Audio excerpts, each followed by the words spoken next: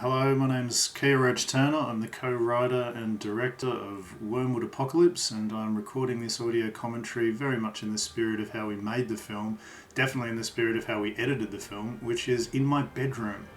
So it was very much done under COVID isolation protocols. I didn't meet my co-editor Brad Hurt until we finished the rough cut. So this is kind of how it was done. Very rough and ready, very indie. These logos we wanted to do this treatment on, like we had the idea like years earlier, because it had worked so well in films like, Mad Max Fury Road and, Harry Potter and stuff, and we wanted to do it, but it was the last thing we did. So our poor VFX department run by Christian Heinrich, they were like, oh, we forgot about that. And they had to just kind of whip it out. And I think they did a very good job. Yeah. Go Bronte Pictures. And go to Roach Turner Brothers. Unfortunately, my brother can't be here because he's busy, but he's here in spirit. This scene I like. This scene wasn't in the original script. We actually got a Screen Australia grant to go out and shoot this, which was fantastic and unusual. There's no money on indie films. We barely had money for even things like overtime. This was so indie.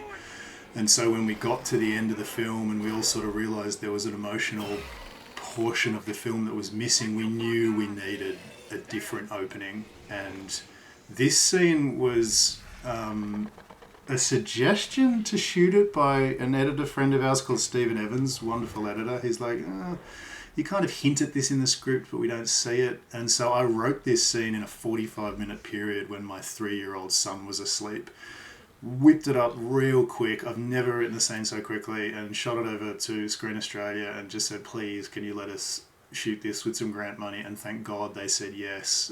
I think they saw the need for it and let us do it. So we shot this in sort of one day. So our shooting schedule was 6 weeks and 1 day, and this was the 1 day. Very well spent, I think.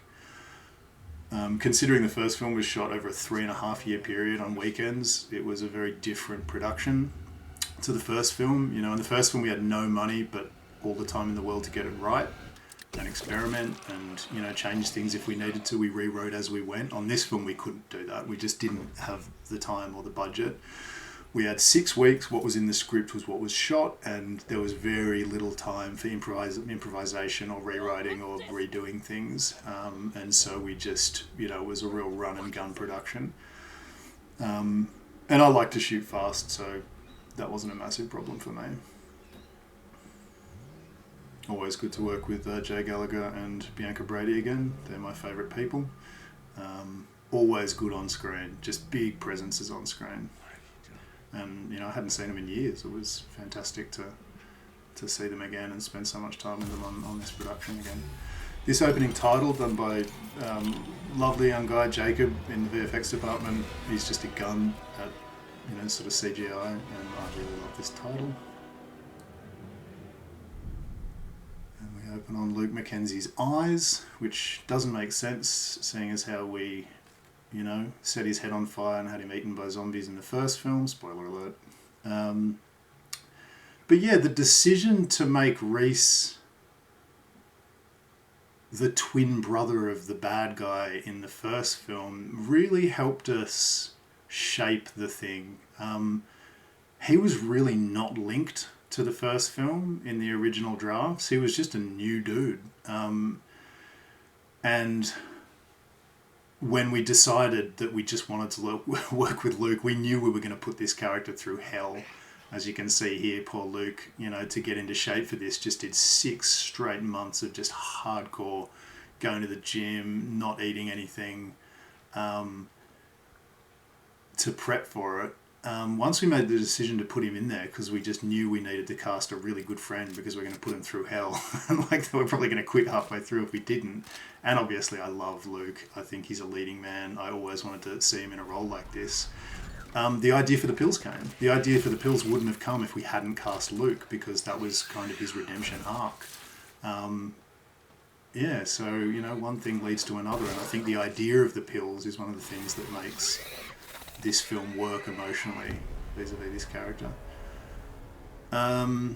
The drone operator Paul actually is this genius like drone pilot who his day job is to do drone footage of race cars, and when he showed us some footage of him doing a 360 around a race car that was like tearing around a corner in a flat skid, we were just like, yeah, you're our guy. You know, that's and he does lightweight drones, and you can get them into really crazy positions and do really insane things with them. So, you know, what we lose on the look of the thing with one of those big, heavy-duty industrial drones with a beautiful lens, you know, what we lose in terms of image quality, we gain in terms of visual dynamism. This scene was shot in one day. It was a nightmare. This was the only scene where we had a horde, so we had like 20 zombies and we had 96 setups that were storyboarded to get through. So today, you know, on this day in the shoot, it was the first week of production. We knew this was our make or break day. If we got through this day okay, then we were probably going to make a film. If we didn't, we were going to be in trouble. So we had 2 cameras, a Steadicam and a handheld, going at all times. This was the only time that we had a second unit running concurrently. So our executive producer and one of our second unit directors, Reese Nicholson, was directing second unit while we were doing all the crazy stuff off to the left. He and another camera operator were shooting close-ups of zombies and close-ups of little bits and pieces here and there. And we made our 96 setups by the end of the day. Big shout out here to Eston Rosenberg, who is just a genius. This was her first film as production designer, and as you can say, like, she killed it. Like, she came out 3 months before we even started shooting and started to build this thing. This war rig is phenomenal. Jason Tully, a longtime friend, made this and the other vehicles and a bunch of the other props. He's just a genius prop builder. He drove out from the other side of the country to participate in this. Lovely guy, very talented. This shot was actually shot by Tim Nagel, our DOP, and a very old friend of mine who shot the original film. He just shot this on holiday, and he's like, hey, do you want to use this? And I was like, yes, I do. This, I think, was second unit, shot by Reese and George.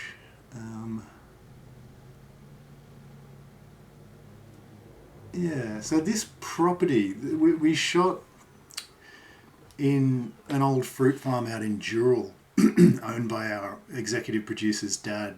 It's called Nicholson Farms, and we shot everything out there in a bubble in a pandemic. And we all, you know, stayed 10 minutes down the road. We rented out a caravan park and just all stayed in the same place. Had a nurse on site checking temperatures every day, and the idea that we were making a film about a global pandemic in the middle of a global pandemic. Everybody's wearing masks in the film, everybody's wearing masks on the crew. That irony was not lost on us. It was a crazy time. This scene was shot in like 30 minutes at the end of the day. Like, so much of the scenes in this film were shot quick. We just did one pass with a normal frame rate, one pass with a 48 frame rate, and moved on. Like, couldn't do any retakes, you know. I mean, some of the focus is a bit fuzzy, but I mean, it's amazing how quick we did this and how good it looks, and that's a testament to, you know, our crew and focus pullers and Tim as the DOP.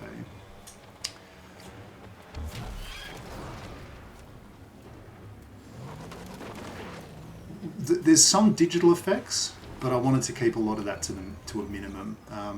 My theory on digital is really it should be 80% practical, augmented by 20% digital. Every now and again there's a bit of smoke that's digital. You know, the missile launched was digital, but I try and keep it quick so that the mind doesn't, you know, sort of sit too much in the CGI. And everything on this film, as much as possible, is practical.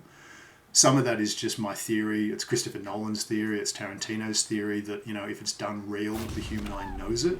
And a lot of it too is just, I've had experience on big budget projects where we just didn't have the budget to do a Marvel-like CGI extravaganza. And because people are so used to seeing $100 million digital work, like when they see cheap digital, it cheapens the entire film. So I just, because I work on lower budgets better and more generally, I just think do it practically And that's the only way that you can compete with the big budget films, is to keep it as real as possible, and that gives people an alternative to these massive digital spectaculars.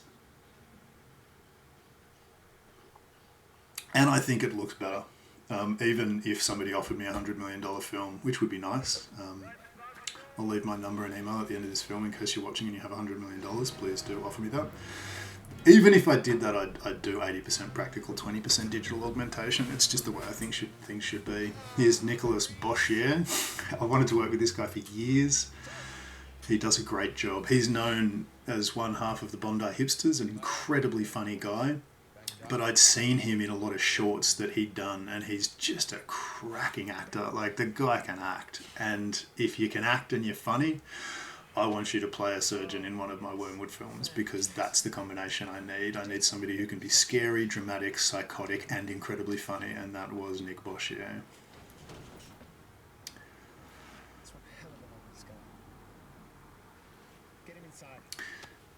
This scene was hard. There's a lot of exposition contained in it, and exposition sucks. Nobody likes listening to it. Nobody likes acting it. And so we tried to keep it as exciting as possible, with like zombies being shoved into things and screaming things, and, you know, great production design and costumes and weird acting.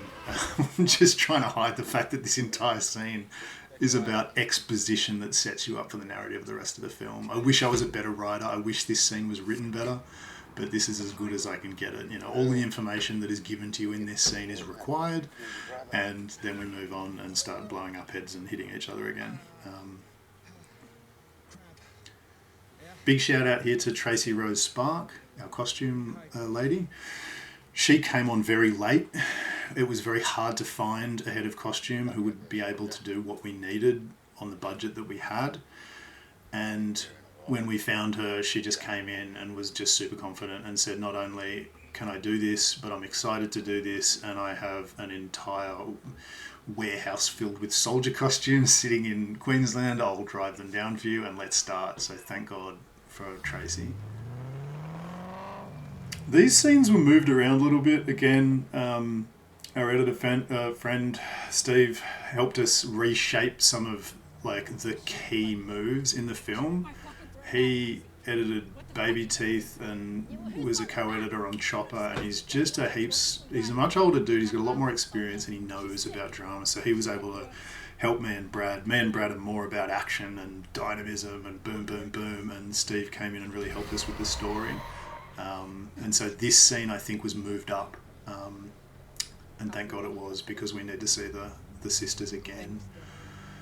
To see Zala here, and Shantae Barnes-Cowan here, amazing. They're playing Leon, who we just saw, Leon Birchill's nieces, so they link to the first film. And these are two very, very talented actresses. Shantae, in particular, this is like her first film, so the fact that she's this good and she's untrained, she's from this tiny small town in Whyalla, I think 4 hours out of Adelaide, and we flew her over and she just killed it. To see her is one of those actresses she's just on a 98% hit rate. Every time I put her in front of the camera and said action, she just went to 11 and just blew us all away. We were very lucky on the casting here.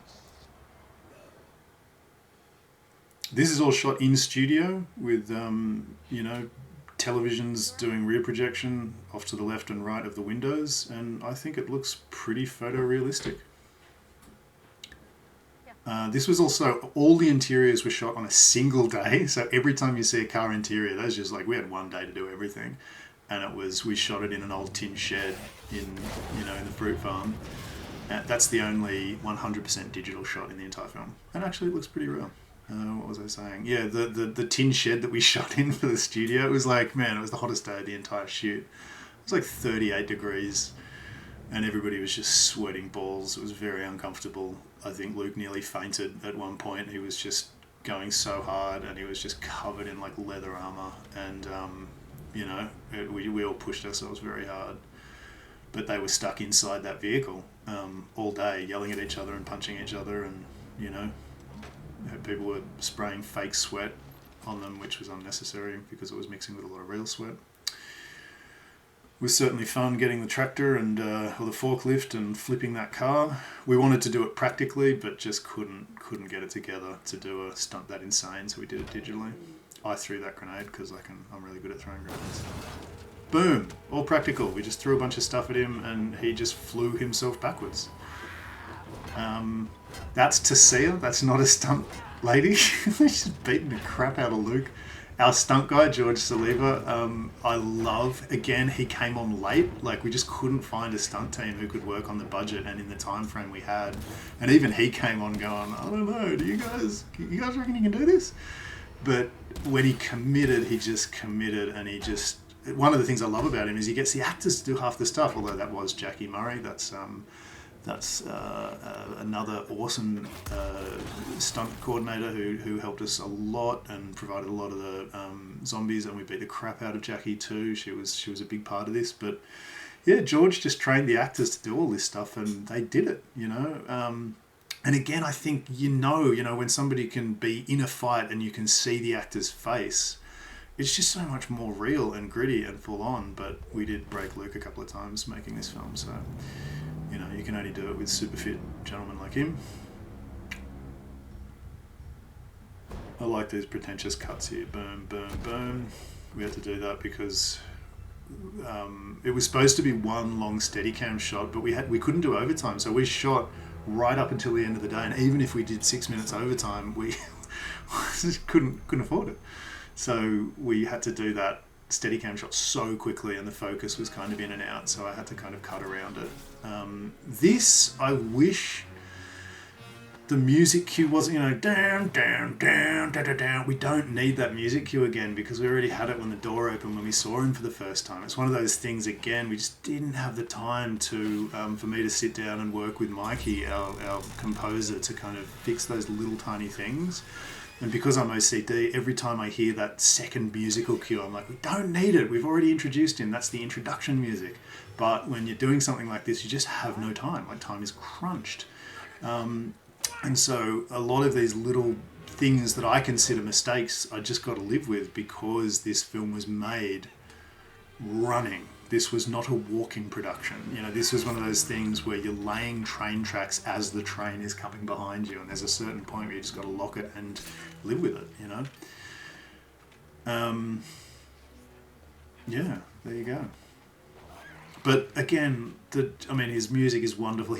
We worked on the theme for The Surgeon for so long. I was really happy with this kind of march that he came up with, played by a beautiful orchestra in Greece, I believe, live. This was one of the few tracks that we could actually, you know, sort of afford to have done by a live orchestra. Again, a little thing. I wish the Colonel's helmet was sealed. The premise is a virus, so an unsealed helmet doesn't work from a narrative perspective. But again, time, money, I just got to live with it. You know, maybe if I was Spielberg, I could have it digitally sealed, but, you know, hell with that. Can't afford it. That's nice big practical blood effect. I think the smoke in that barrel is digital. But again, yeah, just the production design and just the look of the thing is fantastic. The lighting here is amazing. Storm Ashwood was our lighting legend. I'd wanted to work with him for years. He lights quickly and like a genius. I mean, he's just... look at the colours pop here. And a lot of that is Esther's beautiful production design, but production design is, you know, the building, but the lighting is almost 50% of it. I think she would be okay with agreeing that if you light a set incorrectly, it is horrifying, and Storm did not do that. That's an insert that I shot in my bedroom on a 5D Mark II, that insert. Inserts are something that no producer or assistant director ever wants to do because, you know, like, it could be shot anywhere, they say, but then you run out of money and time, so they never get done. Also, they're not they don't include actors. They usually include little bits of eyes or mouths or hands or like a prop. And so nobody gives a crap about inserts except the director and the editor, because a good insert saves a scene that has issues with continuity. If you don't have a good insert to cut to, you're stuffed. And because we were shooting so fast on this, continuity was an issue. So I always needed those inserts. And a badly shot flat insert sucks, you know. As a director, you want to shoot your own inserts because that macro photography is so important. Again, this is all just stuff, they just had to do this in the middle of you know, tin shed in a studio, 36-degree heat, sweat pouring off them. There's no stunts, you know, she just had to wrap her legs around his head and just start punching each other. You know, again, it's great when you can get the real actors to sort of interact dynamically like this. You can see the faces, you know it's them. Great reaction from Tasia there. She really looks like she just got knocked the fuck out. Really good.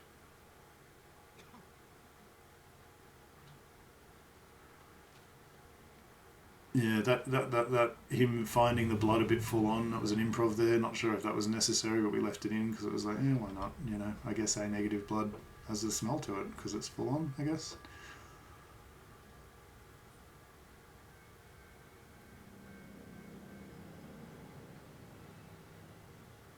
I love when there's no dialogue and you're just watching an actor think.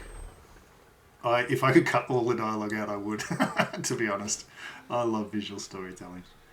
This scene was like one of the hardest scenes we shot because I thought it would be easy because we'd sort of done it a couple of times before and it was simple. You know, they come out, they have a chat, but you know, we got the Steadicam in. We were trying to do like the coverage of the wide in one. You know, we added the guy coming out in the quad bike. We had multiple things going on. They had to pick up the barrels. Where were we going to put the barrels? Were we going to start on the barrels? Do we follow forward? Do we come back with the barrels? What do we do? We hadn't planned any of this. We had this massive dialogue scene. And we kind of just... And the zombie too, we got to deal with that. And the timing of that has to be right. And then they have to get the zombie over to the zombie suction tube, put it in. You know, it has to be timed to the dialogue correctly. And, you know, it was a clusterfuck of a day. And it looks great. It's one of my favourite scenes because it just seems to flow beautifully. But on the day, it was anything but. And it's just one of those funny things where like you have just the worst production moment where you think it's all falling apart around your ears and then you look at the footage and you're like, oh, this cuts like butter. You just never know. Ah, Jake Ryan, what a close-up. I love Jake Ryan. I kind of want Jake Ryan in all my films now. He's just brilliant. That guy's a cinema beast. Great actor, great dude, can do all his own stunts. He's like a kickboxing champion, and he's huge. And he just always gets it right, never flubs a line. Another 95% art where it's just like 95% of the time he just gets it right. Like, he gets it 100% right 95% of the time, if that math is correct. I love that. Don't touch me. Again, yeah, just what a towering behemoth Jake is, you know, and he really intimidates the crap out of Luke. You know, you can't have a guy who is smaller physically or in terms of just presence than Luke. You know, you needed somebody who really intimidated the crap out of Luke, and Luke's a bit of a unit himself. You know, he can fight and he's a big dude and he's done 6 months of gym and he's actually tough. So, you know, you need an antagonist who can intimidate the protagonist. This scene I don't like, just because I'm a tricky director. I think the location was wrong and the sun was in the wrong place and I just didn't feel like I nailed it. But it's one of those things where everybody looks at it and goes, what are you talking about, dude? But I just wanted it to be different. And I think it was all about location. I just picked the wrong location. We probably should have shot this down where we shot the opening scene. But again, I mean, that's just a preference that's probably in my head. I just wanted it to feel different. But having said that, everything else works perfectly, you know? So it really is just it's the look of the thing for me. That meat, I think, is just like, I think it's just a big bit of styrofoam soaked in bloody goo. We made the mistake of having real meat on the first one, and everybody just was like, that's disgusting, please don't do that again, because it goes really raw and starts to stink after a while. It looks great though, but I like this one because, oh, there's George, that's not good, man, he's such a good zombie. Yeah, George did the stunt cohort on The Hobbit and stuff like that. Like, he's just worked on everything. He's wonderful to work with, and here he comes. And because he's so good to work with, and he was such a lovely dude, and he really helped us with everything, we decided to blow his leg off. That's how we roll on Wyrmwood.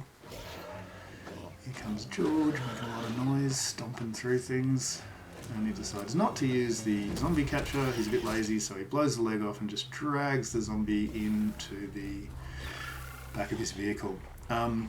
These battery units on the back of the truck were my brother's idea, simply because in the first film they're just sort of sitting in the back of the cage on the truck, and it was just a nightmare to get a zombie in there every time, and it's a stunt every time too. So, you know, he had the great idea of putting them in the battery drawers. We don't cut to a close-up of this zombie because he was wearing a weird wig. We had to reuse zombies constantly, so we had to put wigs and like different costumes on them all, and sometimes the wigs were just like, oh no, that looks like a weird boy band thing. We can't cut to a close-up on that. All of these interstitial shots of the truck are beautiful, shot by our second unit directors, Reese Nicholson and George Salidas. And thank God they're there, because they really saved the film, because so much of this film is trucks driving back and forth, and they were able to stay a little bit and shoot a lot of stuff at magic hour, and that's why it looks so good. This minigun was made by a friend of Jason Tully's, and it was again shipped halfway across the country. Like, he just made a minigun because he's like a props, he's like a dude who just builds props. Because he likes to do it, and we're like, can we borrow your minigun prop? And he's like, yeah, cool. So he sent it over for the short that we did called Wyrmwood Chronicle, and he sent it over for the film too. And thank God. Goran, I love Goran. I love working with this dude. He's one of my favourite actors, and just looks amazing. You know, he's like 8 feet tall, or like 6'7" or something, I don't know, but he feels 8 feet tall, and he has an amazing baritone voice, which we do not use because we don't let him talk in this scene. And he's just got an amazing look to him. Again, he's one of those actors I kind of want in every film I make, just because he looks amazing and he's a good actor and he's lovely to work with. If you look carefully in the wide shot, Shantae is not under the truck there, continuity error. So we had to cut very quickly away from that, or people would realise that there is no girl under that truck in the wide. I like this scene because like we were working so quickly and had so little money. I just forgot to put this in the movie. And we were screening the rough cut and there was some stuff missing, and we're like, oh, we need more. And I was like, oh, I forgot a whole scene. And this is like the scene of Nick doing his kind of his zombie arms taking him over, and he does all this amazing sort of stunt work that he improv'd on the day, where the hand, the zombie, his bite wound on the arm makes his hand fight him, which I think we stole. I know we stole this from Evil Dead 2, and they did it a lot better in Evil Dead 2. But for a scene that was bloody shot in like 30 minutes, where we're just like, okay, do a handheld and a wide and just go. We don't have time to stuff around. Like, he just improv this entire thing. We got a few cutaways of these guys making weird faces, and we're done. Like, I cannot tell you how quickly we shot this. So the fact that it cuts together and it doesn't look too bad is a bit of a minor miracle. And that's why, like, when you get critics going, it's a bit cheap or B-grade, it's like, dude, I had 25 minutes to shoot this. You shoot something in 25 minutes, But you can't say that, because it's not about that. It's about, what's the film like? It doesn't matter how much money you've got, because we've all seen films that were shot on $25 budgets that are phenomenal, so there's really no excuse. If you don't make a good film, then you're not a good filmmaker. It's not about money. Having said that, I wish I had a little bit more money. There's Tristan McKinnon being killed there. He's a really dear friend of ours. He's worked on a lot of our shorts. This was the first time he was in a feature of ours, and I love him. And he died really well. He's like, no. It's so good. When you have those little bit parts where sort of people come in and be killed, it's so important to get a hammer actor, like, because nobody wants to do those parts. They're a little bit, it's a not super fun because they have to hang around. They're very uncomfortable and they don't get to show off their acting that much, but my lord, it makes a difference. If you have a bad actor in a moment like that, it just takes you right out of the film. So I mean, I thank Tristan McKinnon for coming in and doing a small part like that.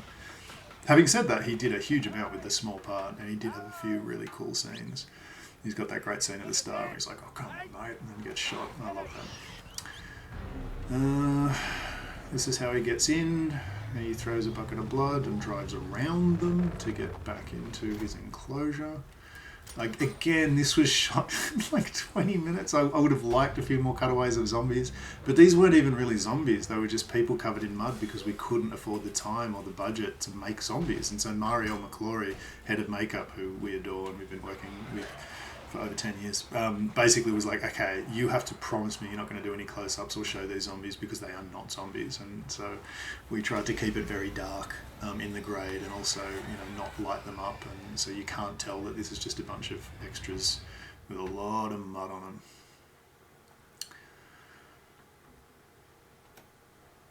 Again, this is something that was just shot very quickly.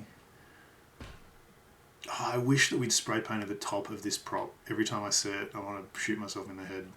That's just because I'm OCD. It's the only prop that I'm upset with.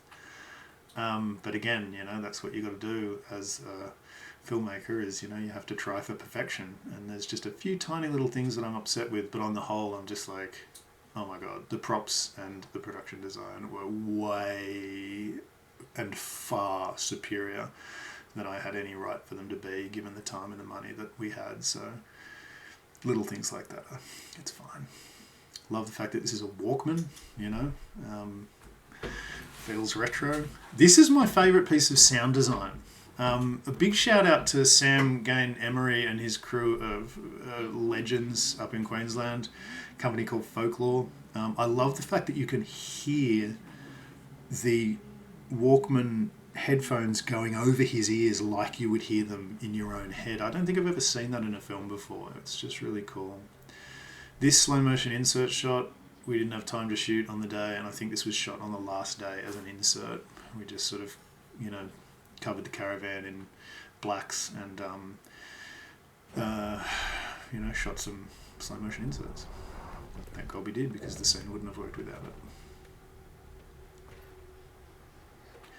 This, as scripted, was a huge action sequence with multiple zombie attacks and all sorts of night action, and it turned into just a single shot right at the end of the day. Again, no time for another take. We just shot it and moved on, and I cut all of the action that we had scripted for budget, and it's fine.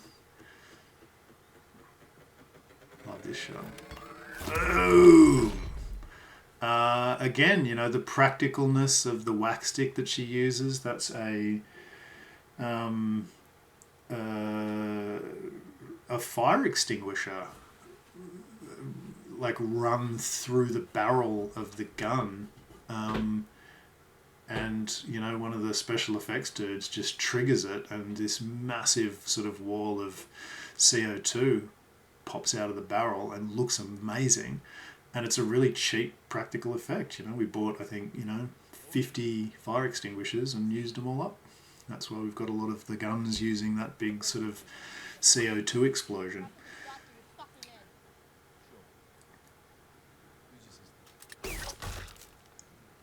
This is a great scene with Shantae really dominating Luke. This scene, again, I think it was twice as long as scripted and as shot, and we found that Maxie was better cut down. She should be a woman of, few words. The less she said, the stronger she was. And we really worked on this scene a lot to kind of, reshape her character. That's disgusting. Well done, Marielle. That's just a really good effect there. Little sort of in-joke here, can you, take your finger off the trigger, then you find that she's taped a spear gun to his neck. This is a good moment in the film. This is a film where people start to interact and there starts a relationship that is interesting, because up until this point it's mostly screaming and shooting and people that you can't super relate to because they're just post-apocalyptic gladiators like sort of shuffling around in this violent world. As soon as Shantae arrives and starts interacting with Luke here, relationships begin to form, and the promise of that opening scene begins to be delivered, and you start to have characters coming together. Their arcs and journeys are coming together here.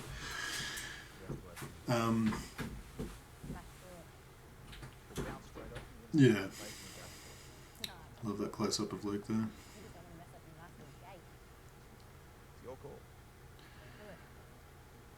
He's got a good face, Luke Mackenzie. He's got the face of a leading man. He looks a little bit like Eric Bana, but not enough to spoil things. Looking guy. Look at that! Boom! Smash through the zombie. This shot, I think, is stolen directly from Mad Max, probably 1, 2, and 3, and 4. And I very rarely do crossfades. I think that may be the only crossfade in the entire film, because I don't like fades, I like hard cuts. But in that instance, the fade from the road to his face said a lot about character, and now I kind of wish that I'd done a few more crossfades. I think I do a lot more crossfading in the interstitial moments, between scenes in this film, and I wish that I'd experimented more with that. I need to open myself up to the concept of crossfading a little more, I think, in my visual craft. This scene again was much longer as scripted and as shot, and we cut it to the bone. Maybe partially because I don't really love long scenes where people talk, and a lot of this is exposition, and exposition is just horrendous, so the less of it the better. And this scene now, it's cut to the bone, everything you need to know, and then boom, the scene is over, and he throws her out of the car, and we're back to our familiar action sequences. This is 2 shots spliced into one. So as the camera moves across the grill, there's a digital meld of 2 shots, because you don't want your Steadicam operator running in front of the car. So we just made it look like he did. So massive shout out to Jono Baker, our Steadicam op.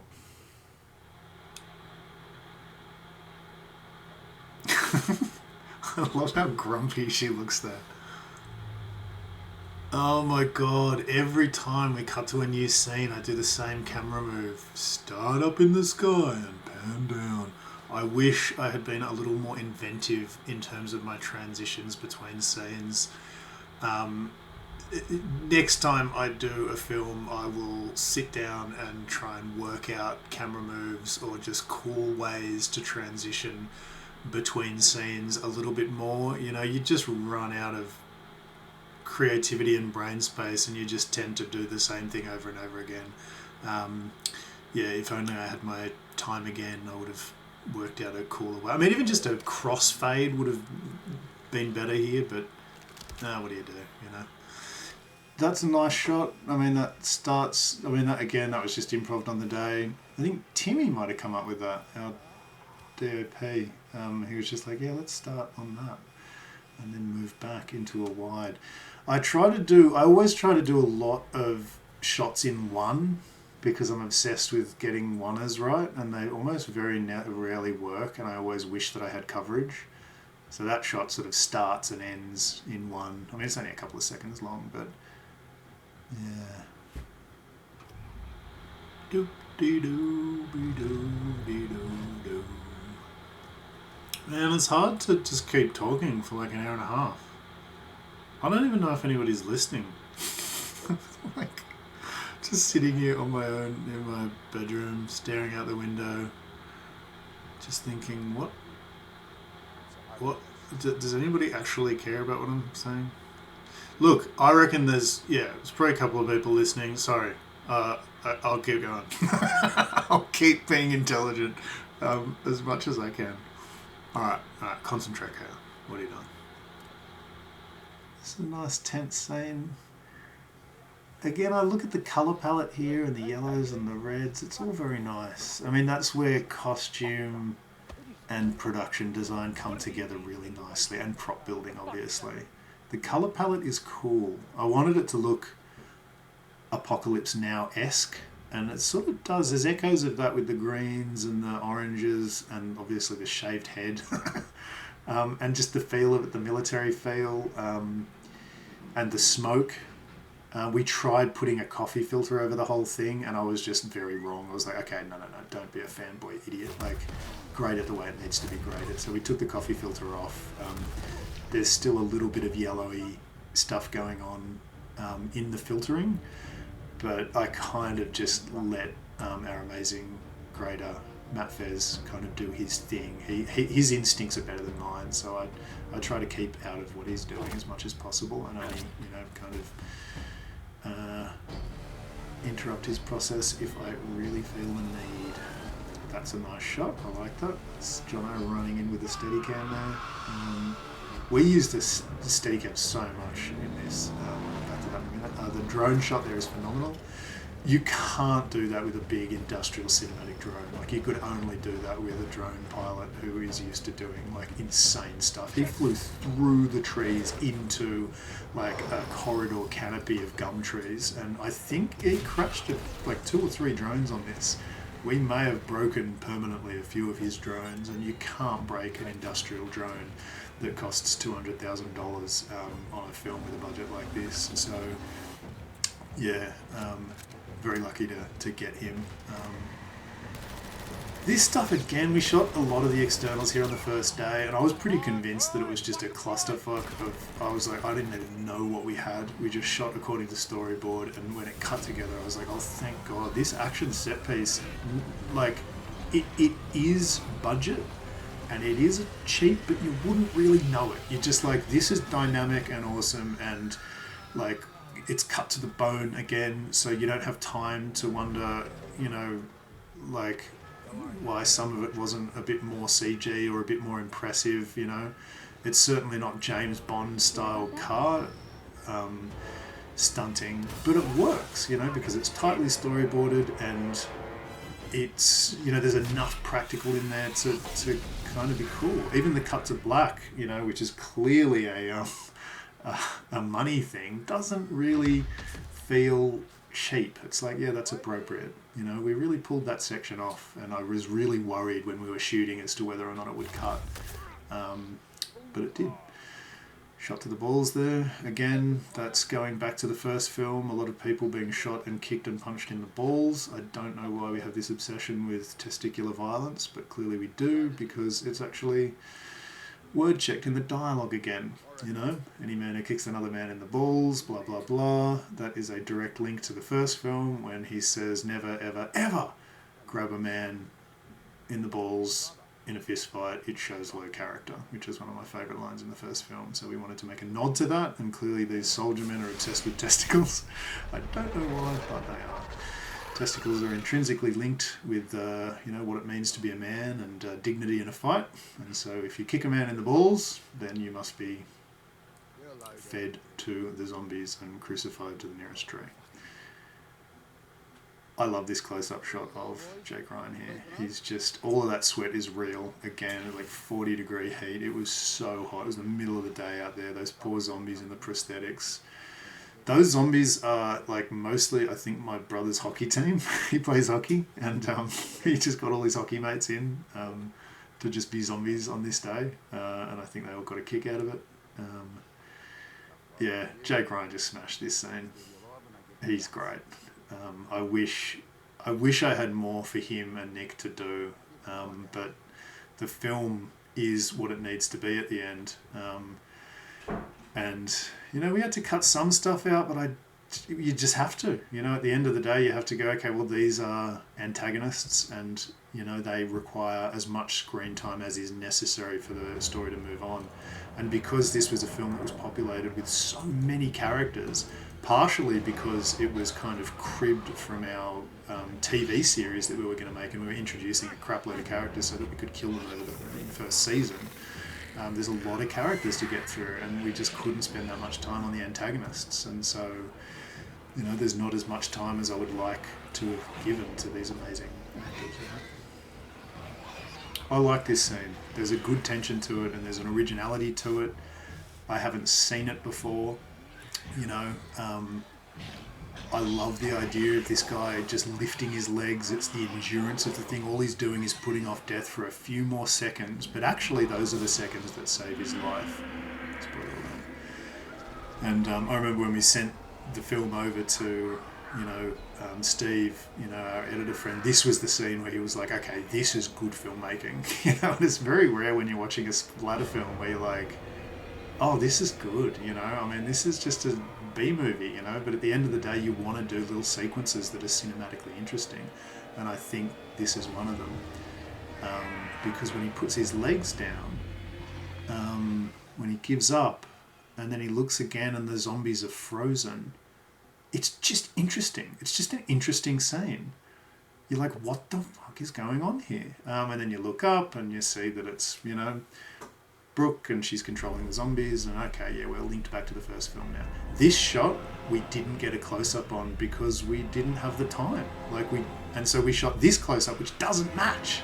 This close-up we shot weeks later, and it just never matched.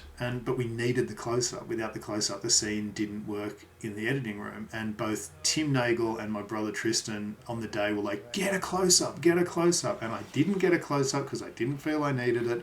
And we couldn't afford the time, and stupidly we needed it. I knew that if I got that close-up, I wouldn't be able to get the close-up of the zombie about to eat his foot, which was correct because we got that close-up and then wrapped the scene.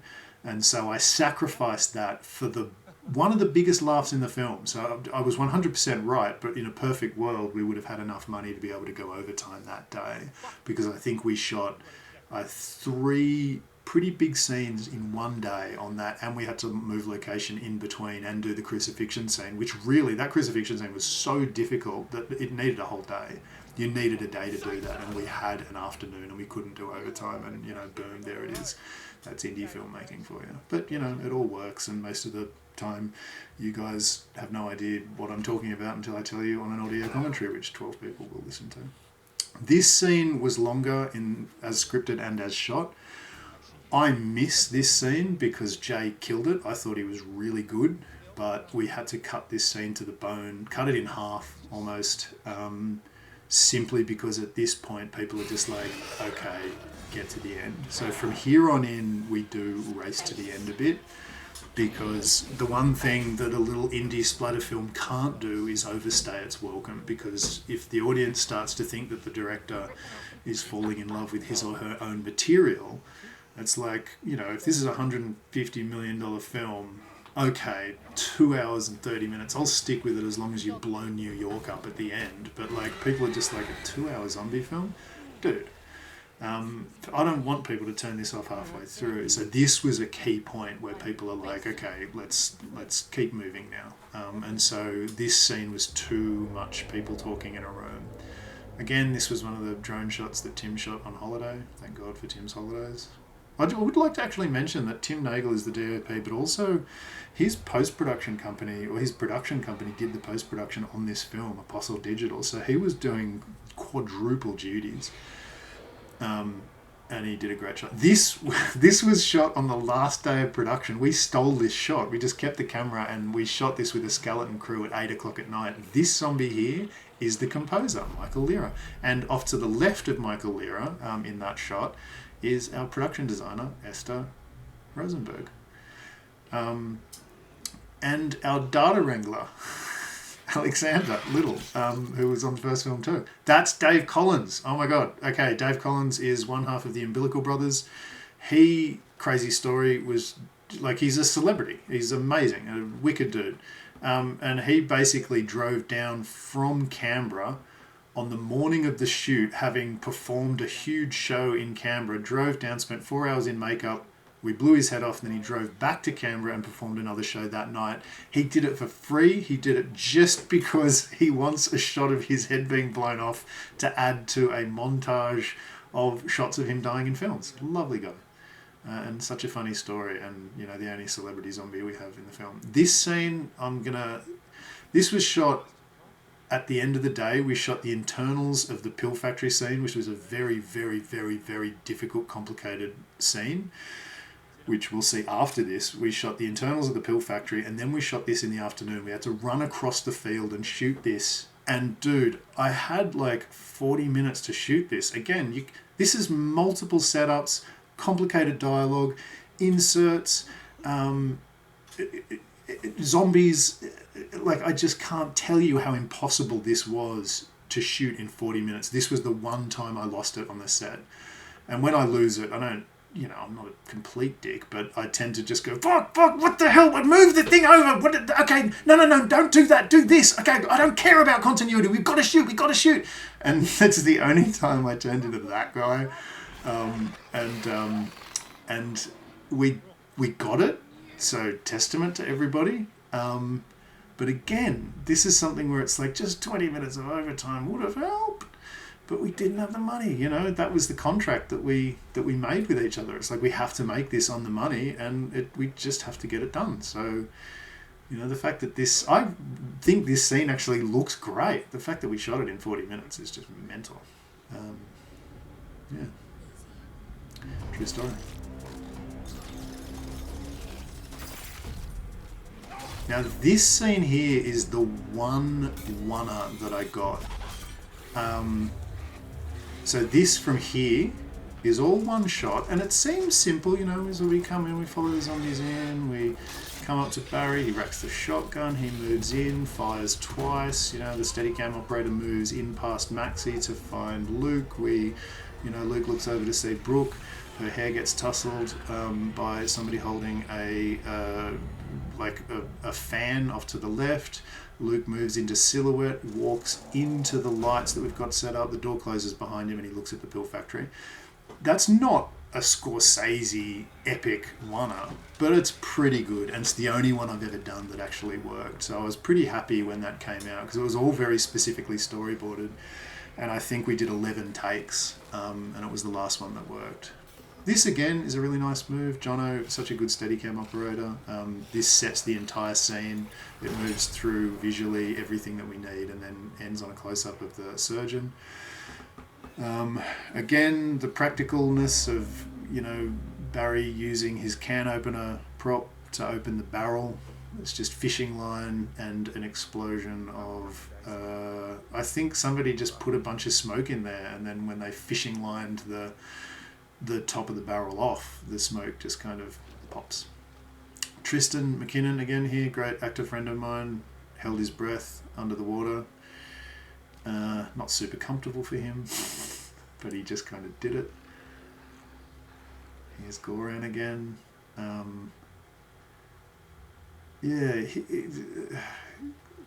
This is it's just nice. So this was the scene that we shot prior to the scene that we just saw, that I told you that I shot in 45 minutes. And this is a hell of a scene. I mean, this took all day, and we just had so little time in the afternoon. Usually on a production, you'd shoot this in one day. Like, this scene would be given a day, but we had to squeeze in another scene at the end of the day. And that's just how this was. If we could squeeze in a scene, we'd always squeeze in a scene. So we were shooting at a breakneck pace. I just couldn't wait for anybody to flub a line or not know their dialogue, or everything had to come together, and everybody on the crew and cast came prepared, and on 98% of the time were able to move at the cracking pace that we required, and everybody broke at the end of this. It was just difficult. I mean, everybody was it was a hard shoot, but they're all hard. But they're all fun too. Love Storm's lighting here. The oranges and the reds and the greens and the, every colour in the rainbow, basically. It's not really a colour scheme so much as everything.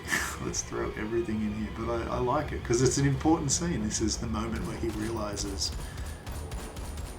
that he needs to have a redemption. His soul has been tarnished. He's been lied to. He's... Okay.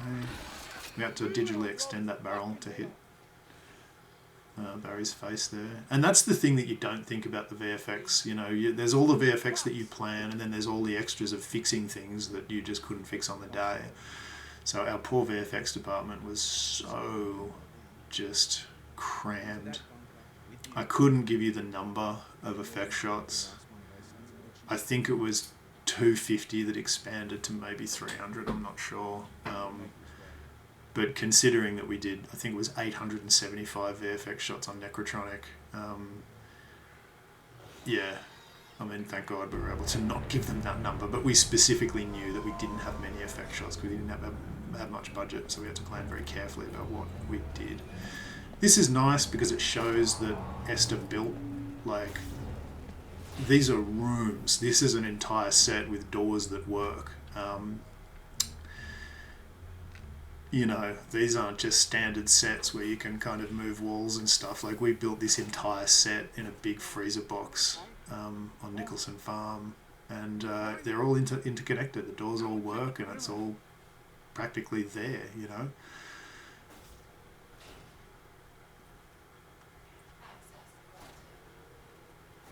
I think originally in the cut we had, he was listening to Daryl Braithwaite's Horses. That's the way it's gotta be, little darling. And it was hilarious. We got a big laugh, but we just couldn't afford it. The only track we could afford was the track at the start, Red Right Hand by Nick Cave, and thank God for that because it really made that opening sequence.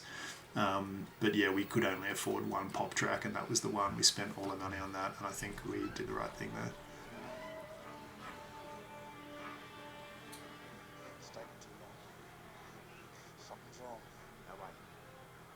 This is a problem, and this is a highlight for... Okay, so see how Reese and Barry aren't wearing soldiers' uniforms? They're just kind of them. It doesn't make sense that the soldiers would let them into the bunker because they'd just be like, hey, that's Barry and Reese. Shoot them.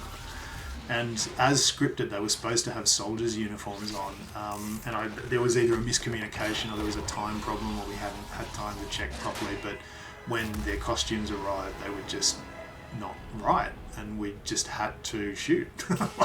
And so every time me and my brother see this, they're supposed to be dressed more like that. They're supposed to look like soldiers, so the soldiers get tricked into thinking soldiers are bringing Brooke to the bunker. It's a narrative hole, but it doesn't seem to super bother anybody but me and Tristan. So again, it's just a budget thing. If we had more time, it'd be perfect, but you know, you shoot what you get, or you get what you shoot, and you got to live with it. And again, that's just one of the few little things where I'm just, every time I'm like, God damn it, but you know, that's indie filmmaking for you. Again, love all of, you know, Jono's Steadicam work here. We worked him hard, like just, he was, you know, our AD, Michael Bates, who's a brilliant guy, funniest guy ever, he was saying he's never seen a Steadicam operator operate that much. Like just every day, it was just boom, boom, boom, shot, shot, shot, constant, two cameras running. Like he'd do the wide Steadicam, often with complicated moves, and Tim would do all of the handheld, you know, usually on a long lens, like an 85 or a 50 equivalent, just constantly. And just, we're lucky that he was young and he had a very strong spine and he was super fit, and he was kind of used to, I think there's too much debris in that VFX shot. I wish I could go back in time and have more VFX budget to do that again, but anyway, whatever.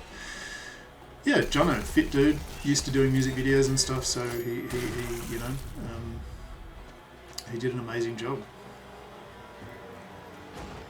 That's not Steadicam, this shot, because I think Jono had to go to a wedding, so we had to do all of those things. This shot I stole from a Scorsese film. It's in Casino. It's also in The Colour of Money, where you got one frame and three people walk into that same frame, and we rack focus to each character as they arrive. It's also in The Aviator. Yeah, Scorsese does that a lot, and I just wanted to see if I could do it, and I think we pulled it off okay. This is one of my favourite shots. This is like totally stealing from Ridley Scott. Like, you know, this is Blade Runner all over again. I just needed to do that. We have a bit of an obsession with air conditioning ducts. There's a lot of air conditioning ducts in the short Wyrmwood Chronicle. There's air conditioning ducts in this, and there's air conditioning ducts in a new movie that I'm writing and developing with Jamie Hilton. I just like them. I like the fact that you can sort of have a character shuffle in between sets secretly. And I've got claustrophobia myself, so the small spaces are, you know, just interesting to me. And I, you know, grew up watching Alien and Aliens, and there's a lot of air conditioning ducts in those movies, so it's probably me just stealing. This again is where production design, lighting, and photography come together beautifully. These air conditioning ducts are just, these scenes are gorgeous. Again, practical, you know, that's just him whipping his head back. I mean, there's not much digital augmentation going on there. It's just a practical effect. Again, we're sort of obsessed with lifts. There was quite a lot of lift elevator stuff going on in Necrotronic and here too, and you know, I just like these little small spaces that can go up and down and magically appear people in new sets. Yeah, there's just something about elevators that I like. Both of their heads are so funny here. They're so intense. They're so different too. It's like the Ren and Stimpy or something, you know, Abbott and Costello. Again, I wish we had more for them. This shot is awesome. Just the lighting and the way it's done. The blocking of having Bianca in the foreground and these two in the background, you know, and she's thinking in her own little world, and they're sort of interacting for a little bit of comedy in the background. And the production design is just gorgeous. This is a nice shot here, and we track over to find Rhys Nicholson, our executive producer, locations manager, camera operator, and second unit director. He played a lot of parts. Oh, I love that too. That muzzle flash is gorgeous. We want a lot of smoke and sparks because we figure there's something in the air that's like messing with the gunpowder, that's also stopping petrol from working, and it also looks badass. This shot, again, it's just 3 shots melded together. There's no, it's just jump cuts, but it totally works. You know, it just shows the geography really well, and you know, it's a cool way to get across the idea that Brooke and Grace are kind of psychically linked because of their zombie powers. That is Stefan. He played like, I think 7 different zombies in the first film. He played like maybe 3 or 4 in this film, and he's also our head of special effects. So everybody played multiple roles in here.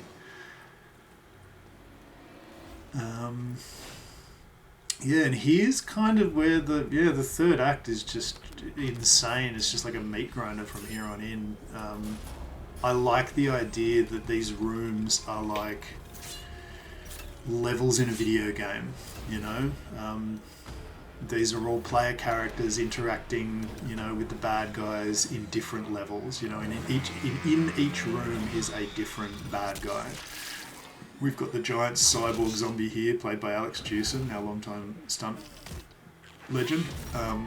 He's been every monster we've ever really had in every film we've ever made. The cyborg was made by the makeup effects group, Nick Nicolau and Paul Catt, just geniuses, wonderful, wonderful people to work with, and they always deliver wonderful monsters to us, which is very much appreciated, because that's kind of what we do.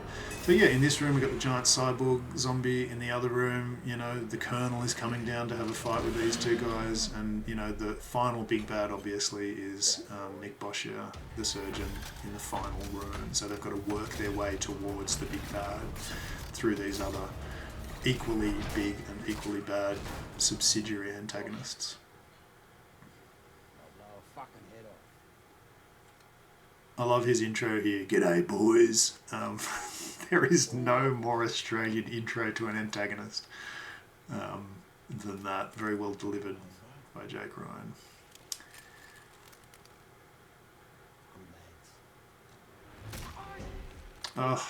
Violence towards women is bad. You shouldn't do it. But it's one of those things where it's just like, it's a violent zombie movie and everybody is bashing everybody, and to pull back on that stuff just felt just ingenuine. The reason he hits her, like, honestly, is there's just too many people in the room, and so I needed her unconscious, and that just made sense. Knock her in the back of the head, she lies down in the corner of the room until we need her again, because you can't have 4 people fighting in, like, this is a space that is the size of a rich person's bathroom. It's tiny. And so we've got, like 2 big dudes fighting, another dude on the ground, an actress on the ground on the other side. We've got, sometimes 2 camera operators, usually just 1, a sound crew, continuity, special effects, makeup lurking around somewhere, the director, the producer, it's just too many people. And so you've got to find a way to use your space effectively. So we had to knock Maxie out and shoot Jay in the stomach. So effectively, just from a practical blocking point of view, those 2 actors were just on other sides of the room, like not being able to move so that these 2 can have their fight.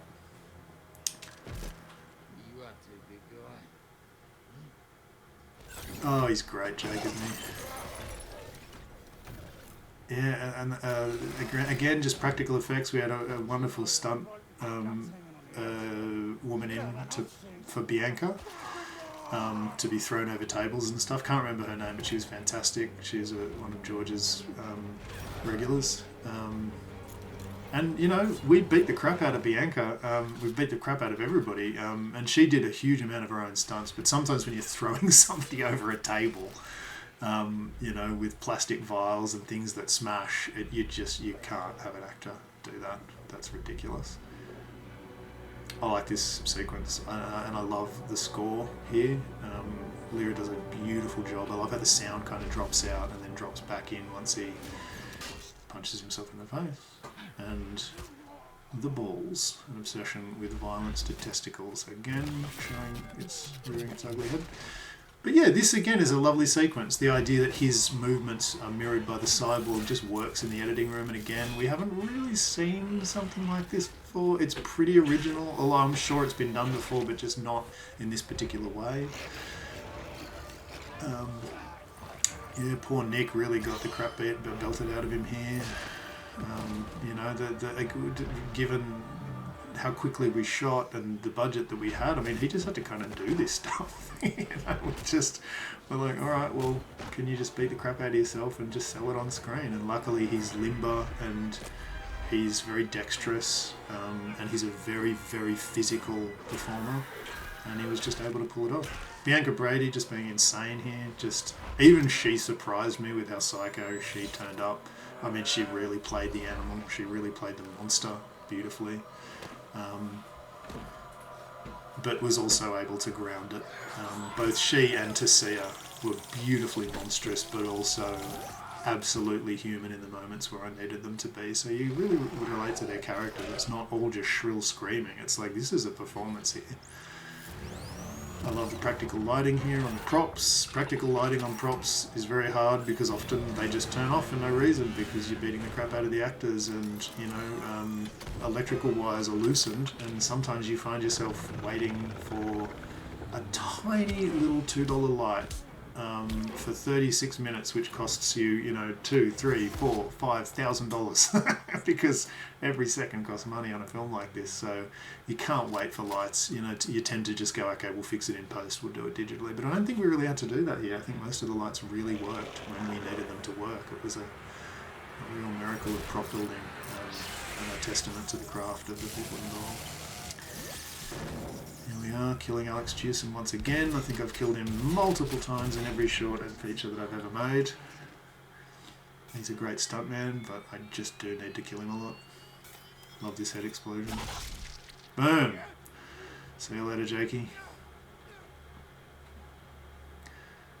This is another nice little one. He kind of wakes up and the camera races across the entire set to land on the radio. We have a little radio. I think the voice on this is me, actually. And then, you know, he pops in from the right. It's just a nicely little blocked moment.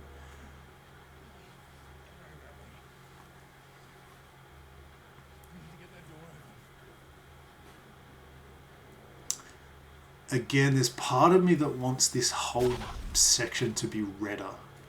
I kind of wanted it to just be neon red with just little pops of blues and yellows, but I think we had a little bit too much yellow.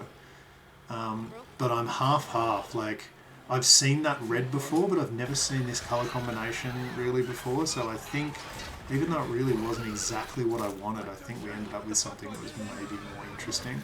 So I'm sort of half-half on that, because I had a very specific idea of the lighting scheme to be 100% red, like just to be really interesting, you know, just to really push, you know, what you can do visually. But we ended up with just something a little bit different, which, you know, hey, it may work better. This scene again, this argument at the door, as scripted, was like twice or three times as long. It was a whole Abbott and Costello, you know, who's on first routine, and it just didn't work. The acting was fantastic, but we shot it again and again and again and again. And I just was like, why isn't this working? And I was just like, because you want them to get through the door as quickly as possible, you idiot. Don't have a conversation in the middle of action. And so we ended up just cutting it in half. You know, he just said what he was going to do and then did it, as opposed to having a whole conversation about it. And it must be weird for the actors, because both Jay and Luke just worked the crap out of that dialogue scene. And we really did it again and again and again and again, and then I just cut it all out in the editing room. They would have just been watching it just going, what?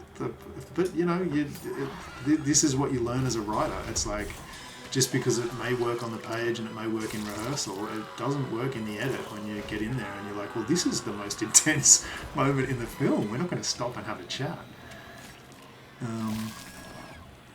This scene, again, was great. Once we cut over to the other side here, it was at the end of the day and we just had no time.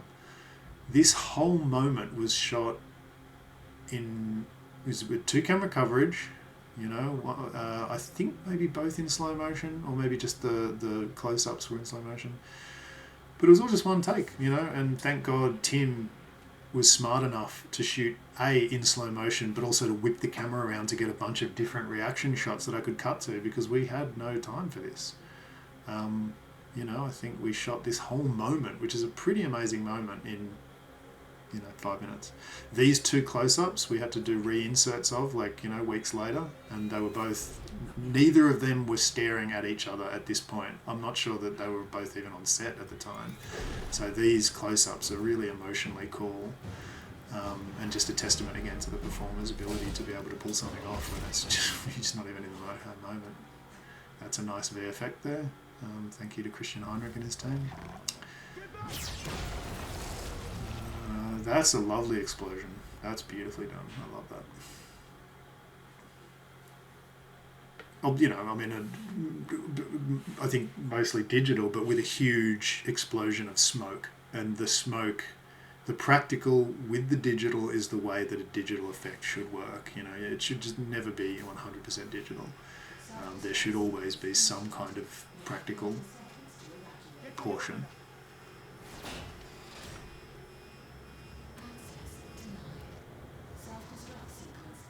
This scene, I think, was taken from another script that me and Tristan were working on called Sabotage Sam, that just never really went anywhere.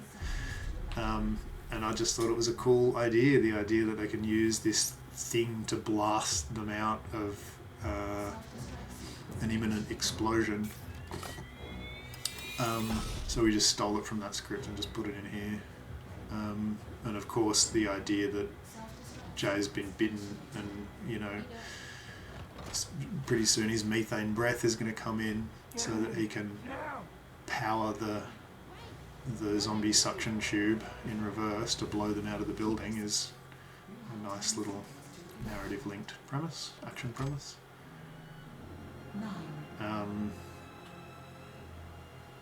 Yeah, I've spoken to a few Wyrmwood fans about this scene, and they didn't like when we blew up Bianca and Jay. They were spewing until the end. Again, spoiler alert, they're not dead.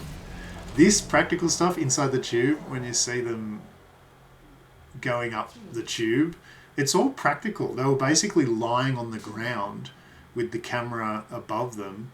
I mean, we're not there yet, but you'll see what I mean. And we just dragged this like long worm-like thing here. It's like we're just dragging like this thing over their heads, so it looks like they're moving, but actually they're not. It's just a classic old school practical scene.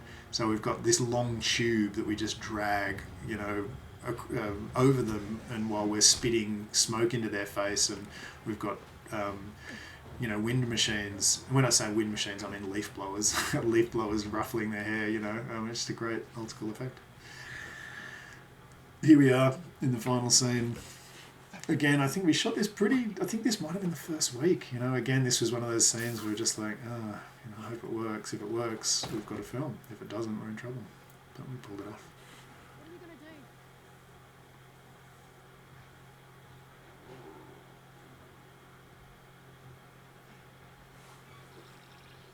Yeah, I mean, this is always another part of the edit where, like, this is a double ending. Like, we've had our big ending, and you're giving people another ending, and you've got to be careful with that. So this, we had to be very careful to keep the pace going enough to keep the audience interested, because at this point, you know, the audience is kind of going, okay, come on, like, my butt's getting sore, so just whip through this as quick as you can. But I'm hoping that there's enough stuff going on and there's enough stakes and you've built up enough of an emotional connection to the journey of the characters that you stay with us here. Because this is where Nick Boshier really, he's just so good.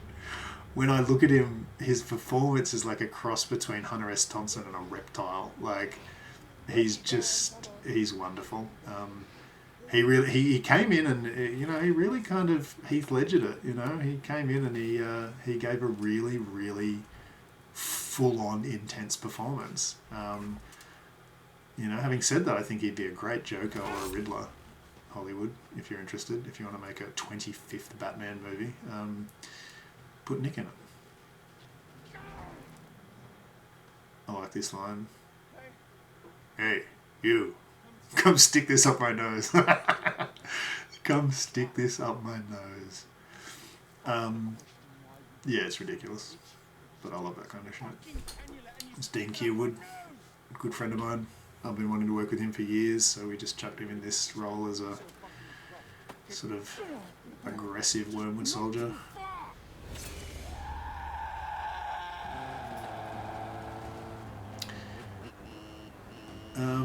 Yeah, again, just being able to shoot practically. You just throw the stunt dudes out on the bike and they just ride really fast through these fields. This is one of my favourite shots in the film.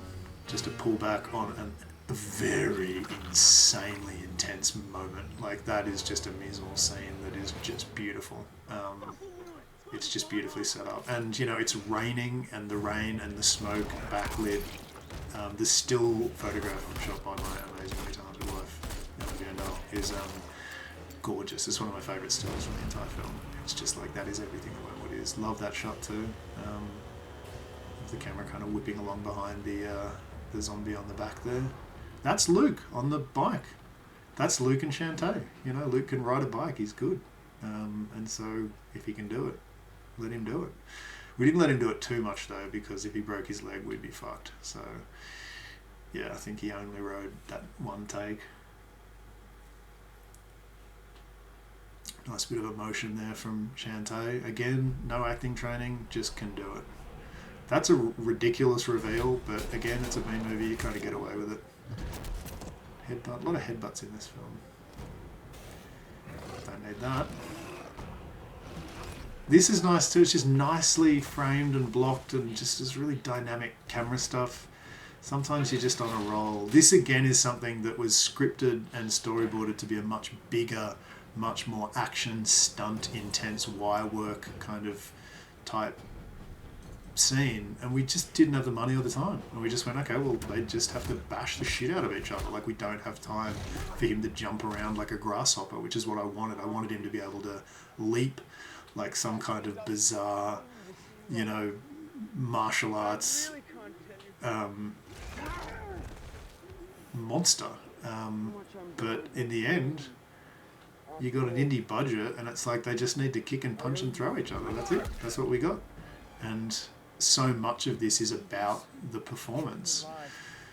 Nick is incredibly intense, and so he pulls it off. And so this scene is kind of better than it actually is. I mean, this is just a scene where people kick and punch each other. It's nothing new, but the intensity of the setup and the intensity of what he's doing in these close-ups makes it feel like you're looking at a monster.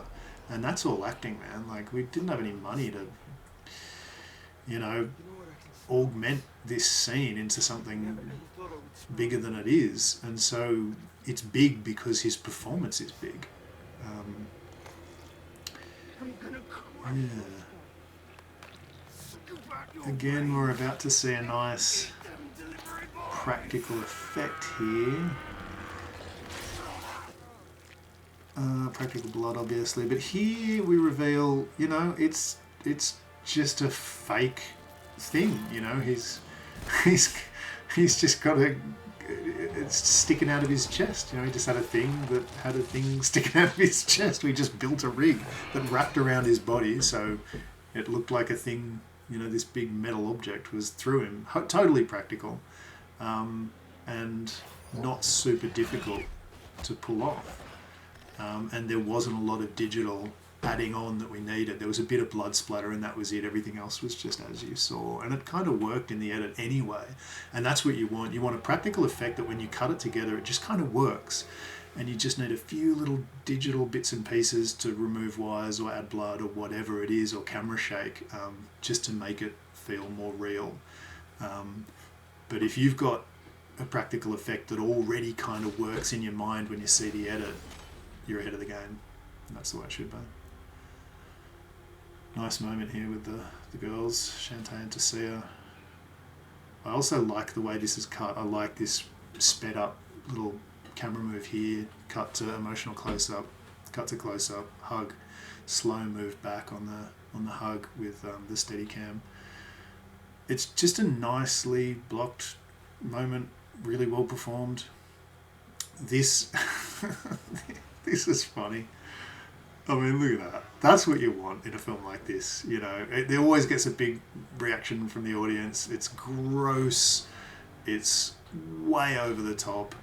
And it was beautifully put together by Mariel McClory and her makeup team. I mean, they planned for that, 8 months before we shot, and, we had to dig a big hole and put Nick's body in there, and, she had the fake half of the body sitting on the top.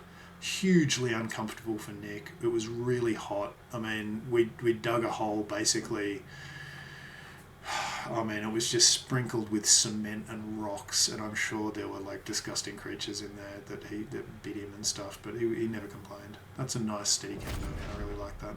Cut to black. You think he's killed himself, and he has not. Some people think this cut to black lasts for too long. I disagree. I think it lasts for exactly the right amount of time. This is a nice little moment that the sound kind of cuts out and it becomes almost spiritual. That sounds pretentious, but I wanted this moment to be very quiet and very almost religious, because this is this guy getting his soul back. You take him and you keep taking him and you help us.